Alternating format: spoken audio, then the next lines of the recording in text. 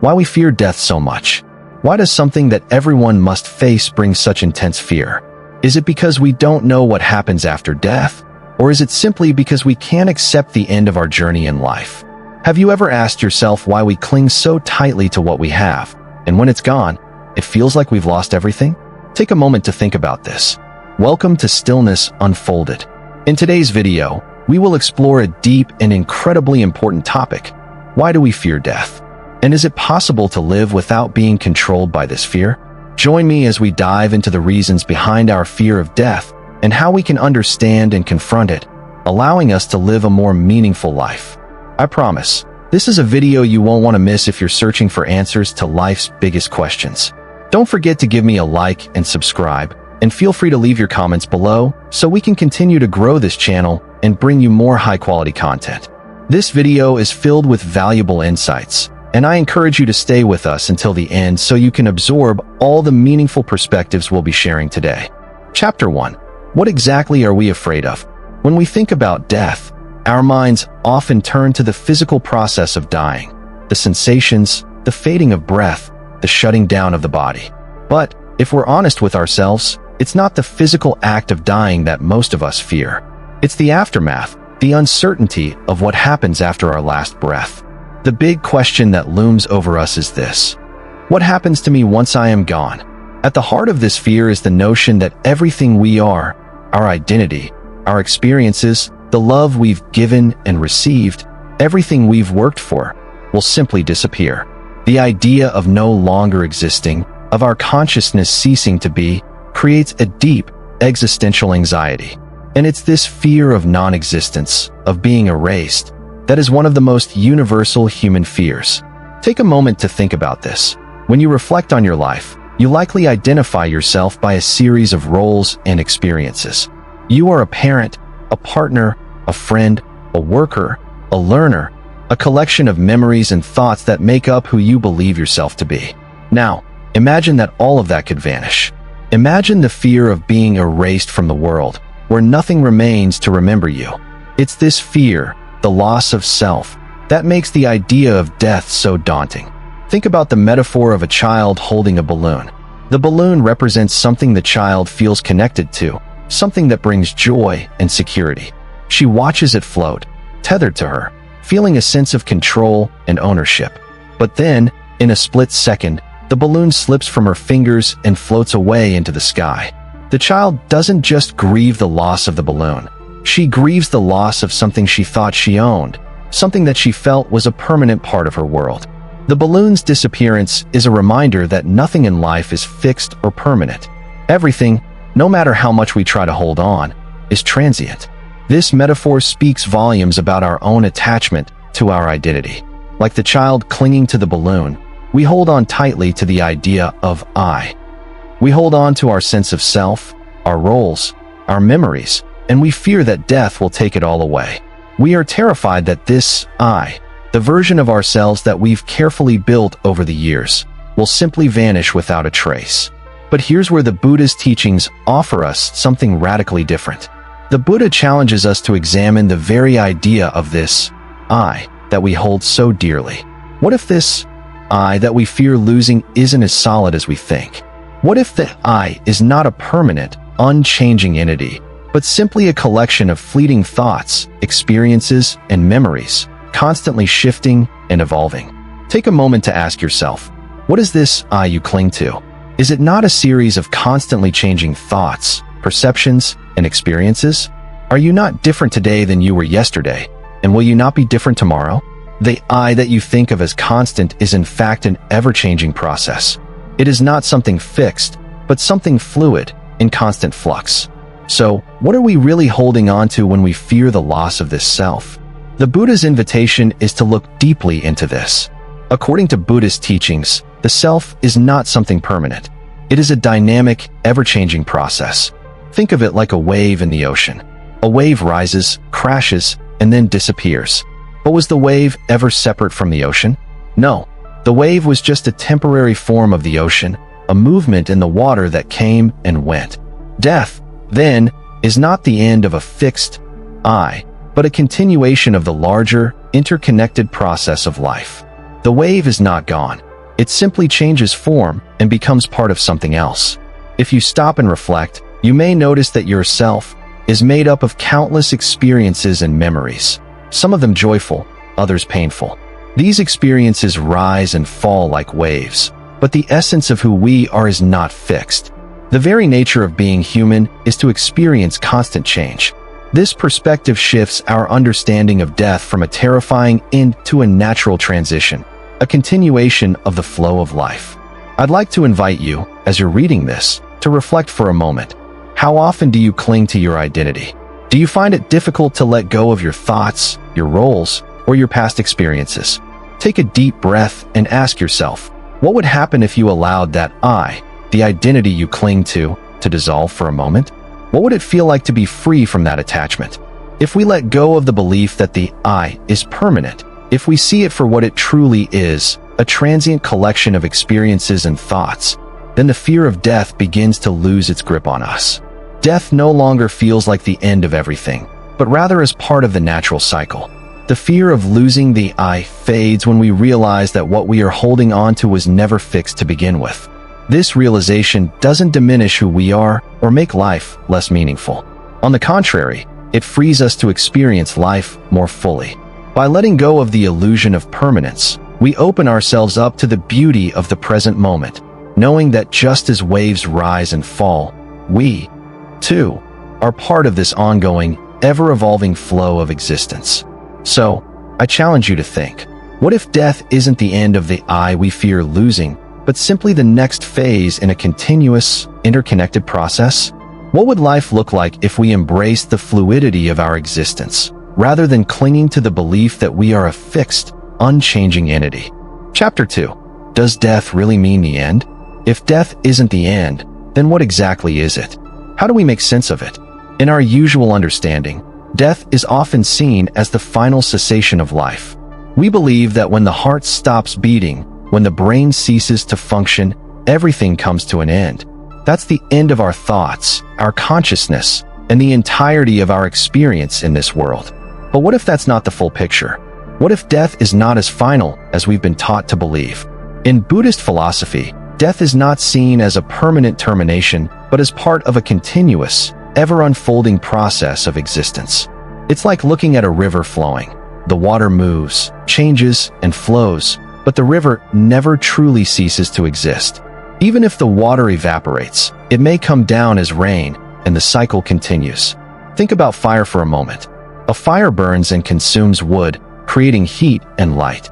Eventually, the fire dies out, but the energy from the flame doesn't simply vanish.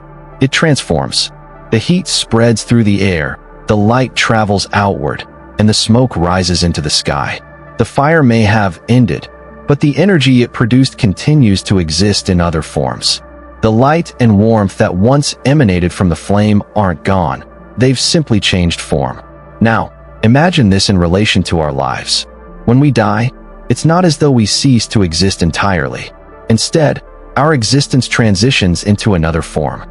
The energy that makes us who we are, our thoughts, our feelings, our connections, continues, just like the warmth from the fire, even if we can no longer see it. Just as energy can never be destroyed, but only transformed, our existence might transform into something else once we pass from this life. In Buddhism, life and death are not opposites. They are interconnected, like two sides of the same coin. The act of inhaling and exhaling represents the same process, but with two distinct moments.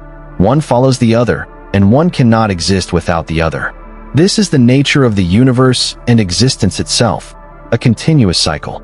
The inhalation of life, followed by the exhalation of death, is a natural flow, a process that keeps going. Death, like the setting of the sun, is not a tragic end. It is merely the completion of one phase and the beginning of another. How would it feel if we viewed death not as something to fear, but as part of the natural flow of life? What if we understood that death is simply another transition, much like the changing of seasons? Each season fades into the next, and we don't mourn the passing of one season. We appreciate its moment and welcome the next. If we could shift our view of death in the same way, we might find that the fear we associate with it begins to dissipate. Think about impermanence in your own life. Every cell in your body is constantly dying and regenerating. Your thoughts, your emotions, and your experiences come and go, just like waves on the shore. Today, you may feel one way. Tomorrow, you may feel completely different. This is the nature of life. Everything is always changing. The idea that things can stay the same forever is an illusion. Life and death are not separate from each other. They coexist and occur simultaneously. The very essence of existence is impermanence. This realization can be liberating. Once we understand that impermanence is the natural state of all things, we can begin to live with more awareness and less fear. Life becomes something to be experienced in its full, ever-changing beauty, and death, while inevitable, is no longer something to dread. It's simply the next moment in the unfolding process of existence. Now, I want to ask you to pause and reflect for a moment. How do you view death? Do you see it as a final end, or do you see it as part of a larger cycle? Have you ever thought about death as just another transition, rather than an abrupt stop? I invite you to share your thoughts. How does this shift in perspective make you feel? Understanding that everything is in flux and interconnected can change how we experience life. It can make us more mindful of each moment, appreciating the beauty and impermanence of the world around us. When we stop fearing death, we can start living more fully, embracing the present moment with all its fleeting beauty. And when the time comes for us to leave, we can do so with a sense of peace, knowing that we are simply transitioning into another phase of existence. Chapter 3. Why do we suffer in the face of death? If death is such a natural part of life, why does it cause so much suffering? The answer to this question lies not in death itself, but in how we perceive it, and, more importantly, in our attachment to things. The Buddha taught that suffering arises from attachment, our deep-rooted tendency to cling to things we believe to be permanent, even though they are not. And it's this attachment that creates the suffering we experience when those things inevitably change or disappear. Take a moment to think about something that holds deep meaning in your life, whether it's a loved one, your sense of identity, or even your health. Now, think about how it feels to imagine losing any of these things. For many of us, that thought can bring up intense feelings of fear or anxiety. Why is that? Why do we struggle so much with the thought of change and loss, especially when we know it's a natural part of life? Imagine holding a handful of sand.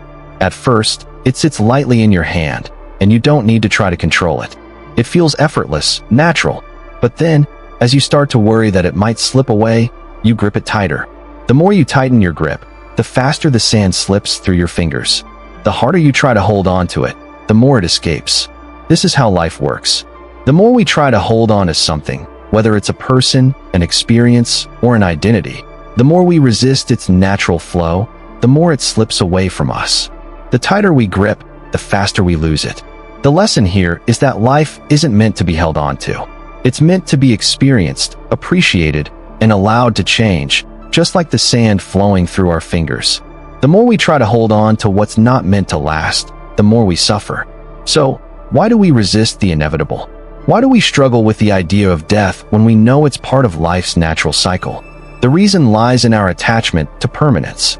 We fear death because it represents the ultimate change, the ultimate letting go of everything we've come to know, everything we've worked for, and everything we've loved. It forces us to confront the truth that nothing in life is permanent. We often cling to our identities and our loved ones, thinking that these things define us.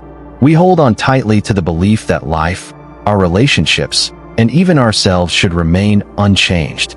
This attachment leads to fear, especially when faced with the reality that all things will eventually change, and one day, all of us will face death. The Buddha taught that suffering doesn't arise from death itself, but from our resistance to it. We fear death because we don't want to let go. We don't want to accept that everything we cherish is temporary. It's not the loss of life itself that causes us pain. It's our refusal to accept life's inherent impermanence. But here's the paradox. The more we try to avoid or resist the natural process of life and death, the more we suffer. In our resistance to the reality of change, we create an emotional burden that only makes things harder for us. The Buddha's teachings are clear. Suffering arises not from death itself, but from our refusal to accept the impermanence of life. Now, take a moment to reflect on your own life. What are you holding on to? Is there something, a relationship, an expectation, a belief, that you're gripping tightly, fearing its loss? How does that attachment make you feel? How might your life be different if you were able to let go of that fear and accept the impermanence of these things? The key to reducing suffering, according to Buddhism, is not to avoid death, but to understand it. Death is not something to fear. It is simply part of the natural order of life. It is just another phase in the continuous cycle of existence. When we come to terms with the impermanent nature of all things, we can begin to let go of our attachments. We don't stop loving, but we stop clinging to the idea that our loved ones or experiences are permanent. This shift in perspective allows us to embrace change, even death, with peace. We begin to see that death is not an end, but simply another transition. It is part of the flow of existence, like the seasons changing or a wave rising and falling. Just as we don't fear the end of winter because we know spring is coming, we can begin to embrace death with the understanding that it is part of the eternal cycle of life. I want to ask you, how would it change your life if you could see death not as an enemy, but as a natural part of the flow of life? If you could embrace the impermanence of everything around you, how would it affect the way you live today? Would you feel less anxious, less afraid? Would you be able to appreciate life more fully? By shifting our perspective on death, we free ourselves from the unnecessary suffering that comes from attachment. We stop fearing the inevitable and start living more fully in the present moment. Because when we accept the impermanence of life, we stop clinging to what cannot last. And in doing so, we free ourselves to experience each moment with a sense of peace and clarity. This is the true lesson of the Buddha. Suffering does not come from death itself, but from our resistance to life's natural changes. When we understand this, we can begin to live without fear, embracing change, and seeing death not as an end, but as part of the beautiful unfolding of existence. Chapter 4. The final answer, why we shouldn't fear death. The Buddha's teachings on death are both profound and straightforward. He didn't ask us to ignore death or pretend that it doesn't matter. He didn't suggest that we should live in denial of death or that we shouldn't feel fear. Instead, the Buddha invited us to confront death directly, to look at it clearly, and to understand its place in the natural cycle of existence. When we stop fearing death, we begin to see life in a new light. Death, which once seemed like a dark force that takes everything away from us, becomes part of the natural flow of life. We stop seeing it as an enemy that threatens to rob us of everything we love. Instead, we start to understand that life and death are not opposites, but inseparable, like two sides of the same coin. Just as the sun sets each night and rises again in the morning, death is not the end of everything. It is simply a part of the eternal cycle of existence. Reflect on this. When the sun sets, we don't mourn the end of the day. We understand that the day has fulfilled its purpose, and that night is just another phase that will pass to bring the day again. Similarly, death is not an end, but a transition, the closing of one chapter that leads to the next. Life and death flow together in harmony, like the breathing of life itself. One breath follows another, and both are necessary for the continuation of the cycle. A beautiful story from the Buddha's teachings illustrates this. One day, a young man named Subha approached the Buddha with a troubling question. Why do some people live long lives while others die young? Why do some live in comfort and ease, while others suffer throughout their lives? Subha was struggling to understand the seeming unfairness of life and death. The Buddha responded gently, explaining that life and death do not follow human desires or expectations. Just as a farmer cannot control the weather, we cannot control when death comes or how long we live. We don't get to choose the length of our lives or the circumstances we face. Life and death, he taught, are not governed by our desires. They are part of a greater order, beyond our understanding. But here's where the Buddha's wisdom lies. While we can't control when or how death comes, we can control how we live in the time that we have. The Buddha's message is simple, yet powerful. The question is not, why do we die? But, how should we live, knowing that we will die? This simple shift in perspective changes everything. It invites us to stop focusing on the inevitability of death and instead focus on living with purpose, intention, and awareness in the present moment. Think about it for a moment. What would your life look like if you stopped spending so much time worrying about the future or regretting the past? How would you live differently if you focused on making the most of each moment, knowing that your time is finite? How would your relationships, your work, and your personal goals shift if you approached them with a sense of urgency and a deep appreciation for the time you have? When we understand that death is not something to fear, but something to accept, we free ourselves from the paralysis of worry and regret. We stop clinging to what cannot last, and instead embrace the beauty of life as it is, in all its impermanence. We start living fully in the present, appreciating the fleeting moments, and savoring every experience, not because it will last forever, but because it won't. This is the Buddha's ultimate answer. By embracing the impermanence of life and death, we stop living in fear. When we acknowledge that death is part of the natural cycle, we begin to live with a deep sense of peace, knowing that our time in this life is precious, not because it is infinite, but because it is finite. Understanding the impermanent nature of everything helps us let go of the things we cannot hold on to and focus on what truly matters. So, take a moment to reflect. How might your life change if you embrace the impermanence of everything around you?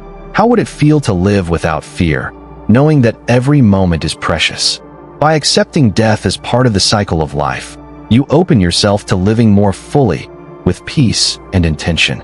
You start to see the beauty in every moment, in every breath, every relationship, and every experience, because you understand that life is not meant to be held on to, but to be experienced and appreciated. So, we've walked through the journey of understanding death and the fear it brings. Are you ready to face death as a natural part of life? What are your thoughts on living without fear of death? I hope today's insights help you gain a deeper, more peaceful perspective on life. After all, life is precious because of its fleeting nature, and that's why we must live every moment fully. Thank you for watching this video. Don't forget to give me a like if you found it helpful, subscribe to the channel so you don't miss the upcoming videos, and feel free to comment with your thoughts. Wishing you peace and serenity in your life. Remember, death is not the end, but just another part of the eternal flow of life.